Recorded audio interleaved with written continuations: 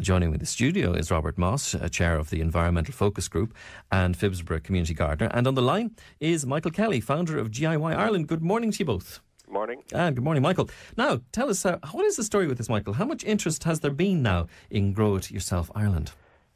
Well, we started last year, Michael, and basically we've what we do is we set up these kind of Grow It Yourself groups in each town. Hopefully, our plan is to set one up in each town in Ireland. And so far, since we launched last September, we've over 50 of the groups set up. So there's an average of about 50 people in each group. So we reckon we've about sort of maybe 3,000 people involved at this stage, meeting up once a month in the community. And, you know, on a much broader level, I think the level of interest in growing your own in general is just unbelievable at the minute, you know. And is it always about cost saving, or is there a community aspect to it as well? Yeah, that's a really good point, actually. There is a community aspect to it. I think we sort of, I suppose the reason we set up the group in the first instance was to get, to kind of help people learn more about growing their own, but it's actually the camaraderie and the meeting with like-minded people is I suppose what drives people to go along to the meetings and get swapping tips and getting rid of the slugs and things like that. Exactly, yeah. So it's what they get out of it is two things. They get all those handy tips and can exchange their war stories and so on. But it's also just meeting up with people that are interested in the same things that they are. I think is very important for people too. And that question, Michael, in terms of sort of the adoption rate of people getting into it and staying with it, is there a good rate of holding on? It's hard to know. I mean, I think that's a key part of what we do, because there are quite a lot of people that do get involved and get frustrated because they don't have the knowledge or the expertise or the help. In allotments, I think it's different, where you've got people that are. You've got people around you, I suppose, that you can ask questions of. Whereas for back garden growers, we wanted to kind of create that sort of same sense of camaraderie by surrounding them with people, so that they'd be less likely to fall away, because you've got people there that you can ask questions of and learn from along the way. Excellent. Stay on the line with us, Michael, if you would, because we're going to chat with Robert as well. Robert, good morning to you. Good morning. The whole idea of this happening at a community level, you've got a wonderful document in front of you. Tell us what we've got here. Yes, the Dublin City Guide to Community Gardening, and it's been produced by the Dublin City Community Forum, of which I am the chairman.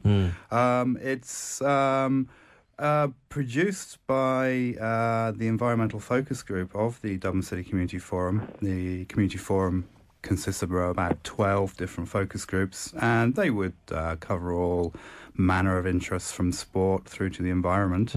And these focus groups, from time to time, would initiate and run programs and projects such as primarily this. It would be useful to somebody, for example, if they wanted to set up a community garden. I was looking here on one of the pages, for example, it has information on some simple stuff like public liability insurance and keeping the enthusiasm levels going. Tell us about a typical project that you would suggest would set an example to everyone about this. Well, certainly I can talk about my own experience, which was with the Phibsborough Community Garden, which is in central North Dublin. One of the big headaches we had was public liability insurance. It is an issue, and it's one that different volunteers from different community gardens are getting in touch with a problem they're facing. There are answers to it. There are ways around it. Gardens can piggyback off their residents' associations' public liability insurance.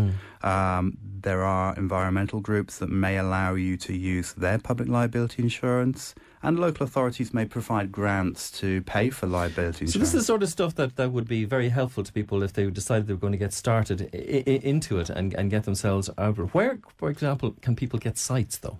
Okay, well, I would recommend the first port of call would be the local authority parks department. There's obvious benefits in having a small community garden on public land, that is local authority land, in that you're protected to some degree from development. The Parks Department manage a lot of land. I think a lot the of green economy is areas. going to keep you away from development as well for the moment, but you might be reasonably safe. Tell me about outside Dublin as well. Okay, well, myself, I've been working most within Dublin, but I am aware that there are community gardens around the country. I think community gardening is most relevant in urban areas, which is obviously not just Dublin. There are many other towns and cities across Ireland. And the beauty of a community garden is that many people who do not have their own private garden, it provides an amenity for them where they're actually able to engage in gardening. They can bring their children along, they can experience growing and nurturing plants and all the fun of gardening. Michael, final word to you. The whole idea of Grow It Yourself and community gardening meshes nicely together. It does, yeah. We have a GIY week, for example, where I'm based. We have a GIY group rather in Waterford, and we were doing work yesterday, kind of a mehel to try and get a community garden going in Dunmore East. So it's a lovely mix, you know. And what we're I suppose trying to do is create a kind of a national community garden, I guess, with people kind of linked up and growing together. And as part of that, we have our first sort of GIY week this year, Michael, which started yesterday and goes on for a week, and we have some very exciting events going on around the country this week. We have Diarmuid Gavin at the launch of GIY Terranure on Tuesday, and Claudia McKenna is doing a launch for us in Swords on Thursday. Excellent. Busy stuff going on. We've put up links on our webpage for anybody who wants more information on that, and all the details are there on 4fm.ie. Michael Kelly, thank you for joining us this morning. Thanks, Michael. From Grow It Yourself, and Robert Moss, Chair of the Environmental Focus Group and Phibsborough Community Gardener. Thank you for joining us as well on the Weekend Breakfast. Thank you very much. If anyone wants information on community garden, then if you can go to dublincommunityforum.ie, all the information is there and you can download the guide. Yeah, that's grand, and we have it up on 4fm.ie too.